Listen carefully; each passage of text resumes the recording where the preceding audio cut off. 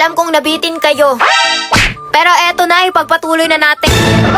Tignan natin kung sino talaga yung mananalo dito sa pabiglaang pa-contest ni Madam.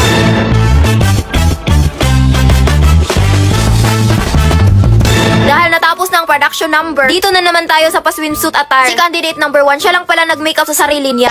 Talagang ang sipag ng ka-teammates niya. Paniguradong may hati talaga tumamaya. Eto na si candidate number 2, nagbibihis na ng swimsuit. Iba din tong swimsuit ni candidate number 3. Saan kaya niya ito napulot? Ayusin mo talaga candidate number 3. Todo support pa naman yung mga ka-teammates mo. Si candidate number 4, minekos-mekos na sa mga ka-teammates niya. Lalo naman itong si candidate number 5. Hindi lang basta mekos-mekos lang ang ginawa dito. Mukhang ready na sila lahat. Abay, simula na sa pagrampa sa swimsuit attire.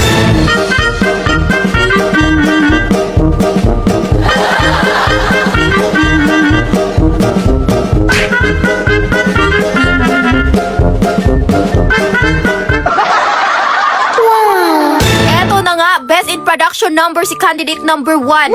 Diretso na nga tayo sa pagrampa dito sa kanilang gown. Na ewan ko kung saan kabaong to nila nakuha. Naawa talaga ako dito kay candidate number 3. Ang dami talagang pinagdaanan. Sumuko na yung heels pero at least lumalaban pa din siya. Sa tingin nyo, buhay pa kaya yung may-ari ng gown na mga sinusuot nila?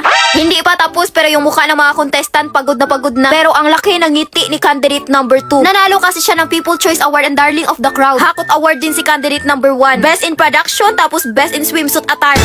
Talagang nanalo pa si candidate number 4 ng best in gown. Abay, makakasagot kaya sila sa question and answer portion? Si candidate number 1, wala pa yung tanong pero sumagot na siya. Si candidate number 2 naman, abay nangangain ng mic. Ang haba ng sagot, hindi na namin halos maintindihan. Agoy, si candidate number 3. Sa sobrang talino, wala nang maisagot. Abay, gigil na gigil si candidate number 4. Ang ganda ng sagot, para ding tanong.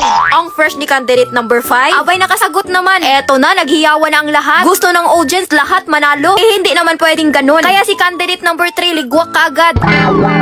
Talagang naka-third runner-up pa si candidate number 4. Ang second runner-up ay si candidate number 2. Dalawa na lang yung naiwan. Sino kaya yung kokoronahan?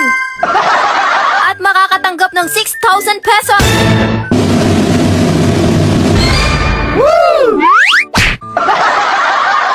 Yun nga, ang first runner-up ay si candidate number 5. Ang kokoronahan ay si candidate number 1.